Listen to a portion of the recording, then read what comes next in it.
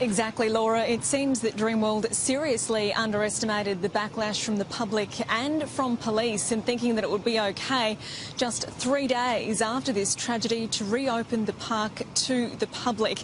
Now, it has released a statement this afternoon saying that Queensland Police have advised it not to open tomorrow as planned or over the weekend. I'll read you some of that statement now, saying that the integrity of the coronial investigation is of paramount importance and postponing the service will give police the time it needs to conduct this investigation. They say they'll be updating the media on Monday with regard to when the memorial service will go ahead and when the theme park will reopen. The thing is that the Memorial Park Day tomorrow wasn't going to be just a one-off.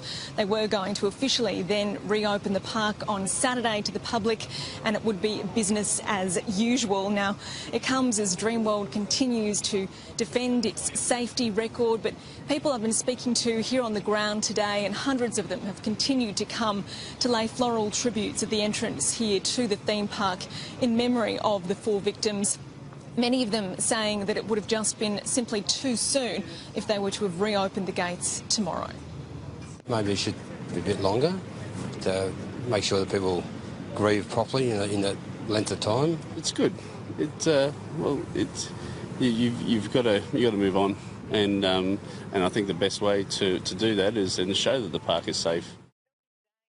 Earlier today, the Queensland Premier Anastasia Palaszczuk visited the memorial behind me and herself laid a wreath on behalf of Queensland. She was asked whether or not she thought that the planned opening of Dreamworld tomorrow was insensitive given the timing so soon after this tragedy. She didn't want to weigh in to those concerns, even though police did, saying that they would be having discussions with management about it, given that this investigation is ongoing and the park remains a crime scene. But take a listen to what the Premier had to say a bit earlier.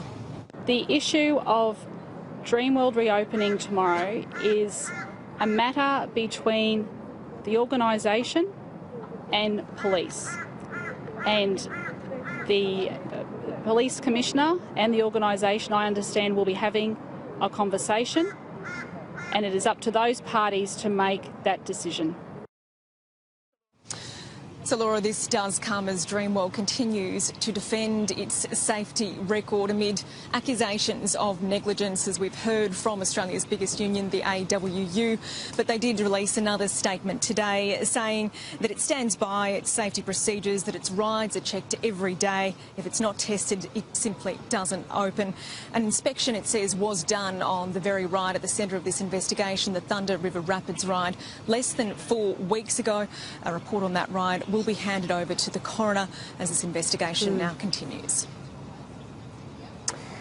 We hope to be in a position later today to perhaps give some more definitive answers. There will be parts that involve us, and then there will be commercial and business decisions that are a matter for Dreamworld, etc. And hopefully we can come to a decision that enables them to be sympathetic to the community.